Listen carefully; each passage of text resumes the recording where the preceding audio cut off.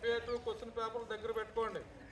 తెలుగు నుంచి సోషల్ వరకు ప్రతి సబ్జెక్టుకి సంబంధించి ఆ FA2 క్వశ్చన్ పేపర్లో ఇచ్చినటువంటి ప్రతి ప్రశ్నకి జవాబులన్నీ కూడా నోట్స్లో ఒకసారి రాసి అవన్నీ కూడా బాగా చదువుకుని ఇంట్లో మీ పేరెంట్స్ చూపించండి. ఆ వర్క్ అంతా కూడా అదంతా అక్కడ అప్పచెప్పండి.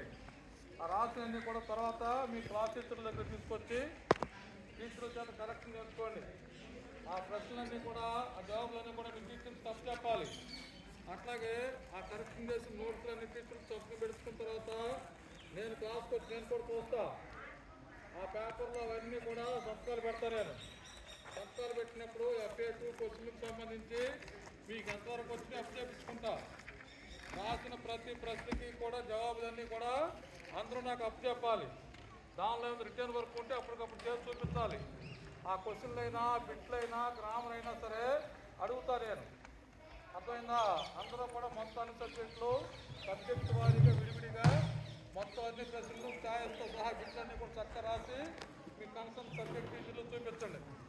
ఆ చూపించి కరెక్ట్ నేర్చుకోండి. మీ పేరెంట్స్ కూడా చూపించండి. బాగా చదవండి. మొత్తం అప్డేట్ చేసిన తర్వాత నేను వచ్చినప్పుడు నాతో కూడా బుక్తో సంతకాలు పెట్టించుకోండి. అట్లాగే అవన్నీ కూడా నేను ఎవరు అడిగితే వాళ్ళు మొత్తం అన్నీ కూడా నాకు చెప్పాలి. నేను క్లాస్కి వచ్చినప్పుడు ఎవరైనా సరే చెప్పకపోతే మాత్రం ఊరుకొని చెప్తున్నా. మీకు ఏదైనా తెలియకపోతే అర్థం కాకపోయినా రాకపోయినా మీ కన్సల్ట్ టీచర్ల చేత అర్థమైనట్టు చెప్పించుకోండి. అంతేగాని అర్థం కాకపోయినా అర్థమైనట్టుగా కూర్చుని మాట్లాడటం లేకపోతే నేను ఏమి చేయనట్టు కూర్చోవడం అట్లా చేయొద్దు. మీ టీచర్తో అర్థమైన తర్వాత చెప్పించుకుని ఆ తర్వాత అర్థమైన తర్వాత చదువుకుని మొత్తం రాసి అవన్నీ కూడా నాకు అప్పు చెప్పాలి.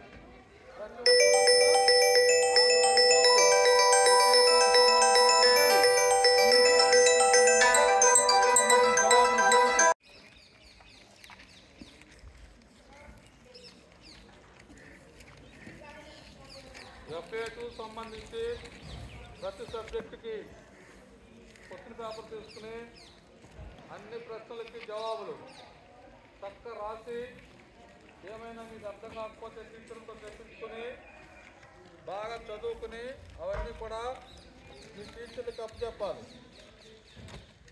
ప్రతి సబ్జెక్టు టీచర్లు అందరికీ రాసి చూపించి